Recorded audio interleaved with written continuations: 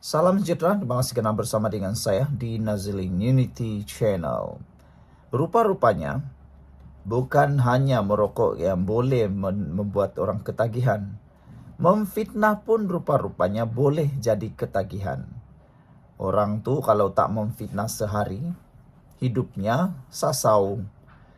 Orang tu kalau tak boleh lagi memfitnah, hidupnya tak keruan. Begitulah ciri-ciri orang yang ketagihan. Satu ketika dahulu ya saya pernah merokok, tapi sekarang saya dah berhenti merokok, tak merokok lagi. Tapi saya masih ingat bagaimana kehidupan seorang perokok yang ketagihan. Waktu itu kalau tak merokok sebatang, dua batang, wah paling susah hidup. Waktu tu lepas makan paling susah lah kan. Hidup seorang perokok paling sengsara apabila selepas makan kalau tak mampu merokok. Tiba-tiba ada rokok tapi tiada macis. Aduh, hidup punya susah masa itu kan. Begitulah seorang perokok yang ketagihan. Itu cerita perokok. Dah ketagihan tak boleh berhenti. Kecuali betul-betul nekat dan nak berhenti sangat. Anda saja yang tentukan. Tapi rupa-rupanya memfitnah pun boleh jadi ketagihan. Mula-mula cubaan memfitnah, tiada tindakan dikenakan atau tak kedapatan memfitnah, wah dirasa serorok. Lepas tu buat lagi. Lama-lama jadi ada duri dalam daging atau duri dalam daging pula. Jadi darah dalam daging. Jadi budaya kehidupan sudah. Jadilah ketagihan memfitnah. Memfitnah ni banyak cara. Yang paling senang cerita benda yang tak betul. Merosakkan orang, menjahanamkan masa depan orang, karier orang dan sebagainya. Tak tahulah mana yang lebih besar dosanya. Merasuah orang, makan duit rasuah, ataupun memfitnah. Bagi orang-orang tertentu, memfitnah tu dia kata halal kalau dia yang buat. Tapi kalau orang yang buat, oh jahanam semua. Ada orang memfitnah ni dengan tujuan untuk menang sesuatu. Ada orang ni tujuan dia membuat satu fitnah tu karena dah tak ada idea lain lagi nak menjatuhkan orang. Nak jatuhkan orang atau musuh, tiada cara lain, fitnah. Wah, itu paling senang lah kan. Paling senang naik, tapi paling berdosa besar. Paling senang naik ialah memfitnah. Jadi itu sebabnya, kata pemerhati politik, berulang kali memfitnah bukan sebab terkhilaf, tapi ketagihan. Itu kata pemerhati politik dipetik daripada Harapan Daily. Pemerhati politik Norman Rizwan berkata, tindakan pemimpin PAS yang berulang kali menyebarkan fitnah bukan disebabkan terkhilaf, tapi karena sudah ketagih. Beliau berkata demikian membalas respon timbalan Presiden PAS, Datuk Seri Tuan Ibrahim Tuan Man yang mempertahankan Pesuruhjaya PAS Perak Razman Zakaria. Timbalan Presiden PAS, Tuan Ibrahim mempertahankan Razman dengan menyindir Muktahir ini perbuatan memohon maaf seolah-olah menjatuhkan maruah dan dianggap keji oleh segelintir pihak. Isunya bukan sebab terkhilaf. Kalau sekali dua boleh diampun. Tapi kalau sudah berulang kali itu bukan terkhilaf, tapi itu ketagih namanya, kata beliau. Atau dalam arti kata lain sengaja. Pelik ketagih memfitnah sebab selalu kita dengar ketagih rokok, ketagih dadah. Ini ketagih fitnah katanya dalam satu ulasan di Facebook. Norman pada masa sama mempersoal kredibiliti PAS yang masih mengekalkan Razman sebagai pemimpin di peringkat negeri walaupun terpalit dengan banyak kes fitnah. Katanya jutaan ringgit telah dihabiskan penerima PAS untuk membiayai saman pemimpin-pemimpin PAS di mana wang itu sepatutnya boleh digunakan untuk membayar gaji guru pasti. Wang tersebut boleh digunakan untuk membantu kos kenaikan gaji guru pasti yang pendapatan mereka jauh lebih teruk daripada pekerja Bangladesh, Nepal, Indonesia, Filipina dan lain-lain. Gaji RM600 tidak cukup biayai sewa rumah di era sekarang ini. Sepatutnya uang hasil fitnah tersebut yang duit pun berjuta habis dan dosa yang tidak diampun pun dapat digunakan untuk kebajikan, ahli PAS ujarnya lagi. Oleh sebab itulah Muhyiddin memberikan peringatan kepada semua pemimpin Perikatan Nasional supaya semak fakta sebelum buka mulut. Akhirnya Muhyiddin tampil menyatakan, sebelum buka mulut, semak fakta dulu. Itu tepat, ngamla tuh. Tapi nampaknya itu sudah terlambat sebab Muhyiddin sudah diarah membayar 1 juta ringgit. Muhyiddin terpaksa peringatkan, semak fakta sebelum buka mulut. Pengerusi Perikatan Nasional PN Tan Sri Muhyiddin Yassin memberikan peringatan kepada segenap lapisan pemimpin koalisi politiknya agar menyemak fakta sebelum mengeluarkan kenyataan. Tiada perkara seperti arahan larangan bersuara, tetapi saya mengharapkan ahli Perikatan Nasional bahwa apabila mereka bercakap, mereka menyemak fakta terlebih dahulu. Dan kenyataan itu tidak sepatutnya menimbulkan masalah yang tidak perlu, kata Muhyiddin. Saya tidak memihak kepada sesiapa. Tambahan pula dalam musim tahun baharu Cina ini, kita perlu menekankan perpaduan nasional dan pemahaman yang lebih baik antara kaum di Malaysia, kata Muhyiddin kepada wartawan ketika sambutan tahun baru Cina anjuran gerakan di Kuala Lumpur. Sehari dua ini, ucapan Presiden PAS Perak Razman Zakaria tular kerana beliau mengaitkan Menteri Belia dan Sukan dengan pengasas kumpulan YTL. Yo telah mengarahkan pasukan peguam menghantar surat tuntutan fitnah. Razman turut membuat fitnah berkenaan penubuhan kerajaan perpaduan di Perak yang ditegur oleh Timbalan Presiden Amanah Senator Mujahid Yusuf hari ini. Beliau mengulas perkara tersebut sebagai pengerusi Pakatan Harapan Perak.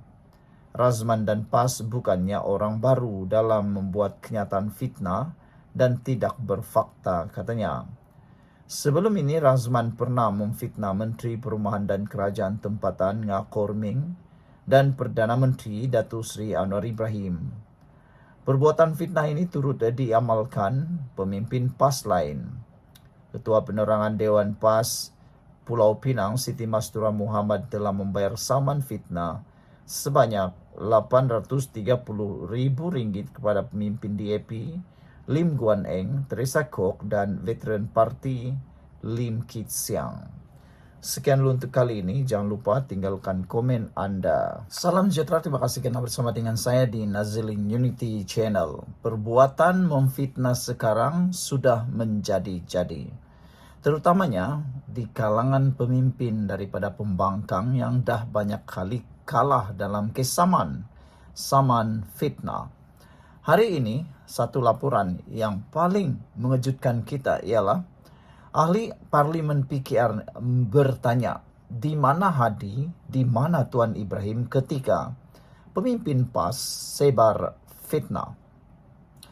Bukankah sepatutnya Hadi dan Tuan Ibrahim patut mengingatkan pemimpin-pemimpin PAS supaya berhati-hati dan tidak menyebarkan fitnah? Kerana fitnah itu satu perbuatan dosa, bukan kecil tapi dosa yang besar. Sesungguhnya, semestinya Hadi dan Tuan Ibrahim sebagai pemimpin teladan kepada PAS patut menegur ahli-ahli PAS supaya berhenti menyebar fitnah. Ahli Parlimen Sungai Petani Muhammad Taufik Johari secara sinis berkata, dia berasa kagum dengan perkongsian Timbalan Presiden PAS Tuan Ibrahim Tuan Man mengenai tuntutan memohon maaf dan memaafkan dalam Islam. Bagaimanapun Muhammad Taufik mempersoalkan sikap berdiam diri Tuan Ibrahim dan Presiden PAS Abdul Hadi Awang apabila pemimpin mereka terlibat dalam menyebarkan fitnah. Persoalannya, di manakah Presiden dan Timbalan Presiden PAS ketika pemimpin mereka menyebarkan fitnah? Di manakah ulama-ulama dalam PAS yang sepatutnya menegur? Jika mereka benar-benar berpegang pada ajaran Islam, mengapa mereka diam membisu apabila fitnah menjadi budaya dalam parti mereka? Pada 27 Januari lalu, Pesuruhjaya PAS Perak Razman Zakaria mengaku salah dan memohon maaf kerana mendakwa Menteri Belia dan Sukan Hanayo sebagai anak YTL apabila mengaitkan pemimpin DAP itu dengan tokoh korporat Yeo Tiong Lai. Kenyataan itu dibuat tidak lama selepas ahli parlimen kepala batas daripada PAS, Siti Mastura Muhammad diarah membayar lebih RM830,000 kepada 3 pemimpin DAP kerana mendakwa mereka mempunyai pertalian dengan pemimpin komunis.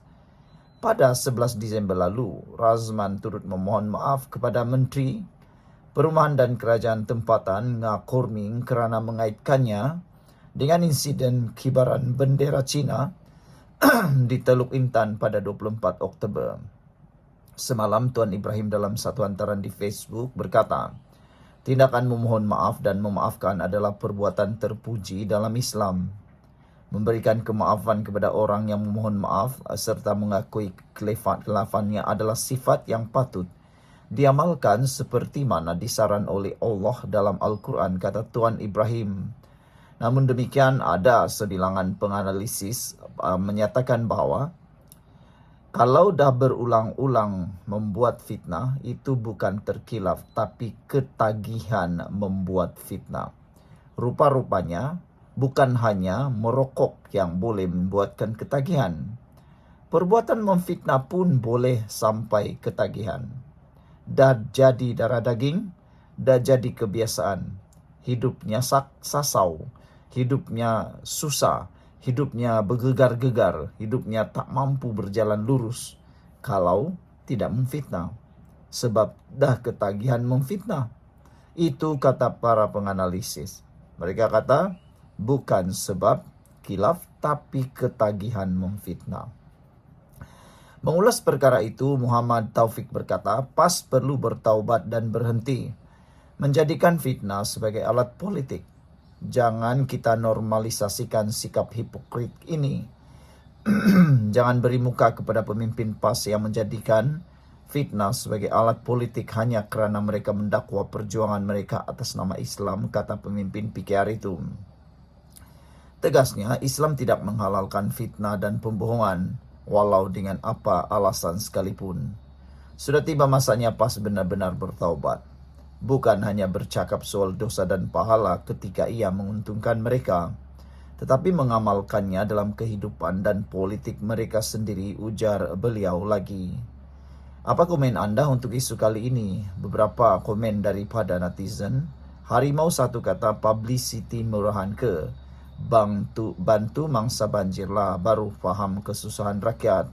Asik cakap DAP saja, kata Harimau. Tok Mudim kata, bila orang lain buat, kafir dan dosa belaka. Tapi bila ahli parti PAS sendiri yang buat, itu bukan dosa, cuma khilaf semata. Malah diselindungi dosa mereka itu dengan istilah-istilah seperti jihad dan bertanggung jawab sesama ahli. Padahal ada kepentingan yang tersembunyi, tak mahu hilang kerusi. Orang lain semua dikira ahli neraka. Ahli PAS sahaja yang maksum dan ahli surga. Sudah serupa parti ajaran sesat, kata Tok Mudim.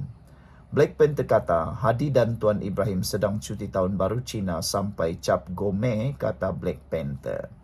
Sekian dulu untuk kali ini. Jangan lupa tinggalkan komen anda. Salam sejahtera, terima kasih karena bersama dengan saya di Nazilin Unity Channel.